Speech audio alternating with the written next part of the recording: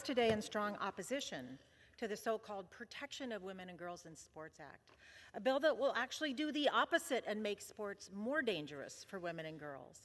In fact, this bill will empower child predators, putting students across the country at increased risk.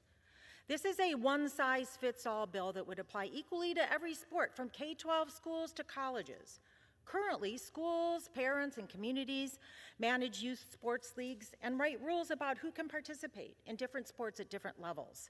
Many state schools and athletic associations across the country have allowed equal participation for transgender athletes for years, and it's working just fine. This legislation would revoke all federal funding from schools that include transgender students on girls' and women's sports teams, and this is damaging and discriminatory to transgender students who benefit, as all students do, from participating in school sports, and also damaging to the entire school that's threatened because federal funding benefits all students. Keep in mind, colleagues, that as of last month, of the approximately 510,000 athletes who play at the NCAA level, 10 are transgender. Not 10,000, 10 out of 510,000. Transgender students, like all students, they deserve the same opportunity as their peers to learn teamwork, to find belonging, and to grow into well-rounded adults through sports. Childhood and adolescence, there are important times for growth and development, and sports help students form healthy habits and develop strong social and emotional skills. Sports provide meaningful opportunities for kids to feel confident in themselves and learn valuable life lessons about teamwork, leadership, and communication. Teams provide a place for kids to make friends and build relationships. Yet my colleagues across the aisle want to take these opportunities away from certain children. That's discriminatory and it's wrong. And my colleagues are apparently so afraid of people who are different from them that they've manufactured false and dangerous presumptions based on outdated stereotypes about transgender people, especially transgender women and girls. Additionally, there is no way this so-called protection bill could be enforced without opening the door to harassment and privacy violations. It opens the door to inspection, not protection, of women and girls in sports.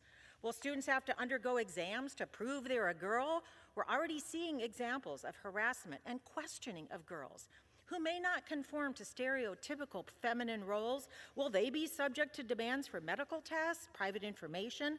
That's intrusive, offensive, and unacceptable, especially from a party of limited government. I want to be very clear. There are real problems harming women and girls in sports, but transgender students are not why. Today, we should be working to solve the real pervasive problems in athletics that deter women and girls from participating, including sexual harassment and assault, lack of equal resources, and pay inequality.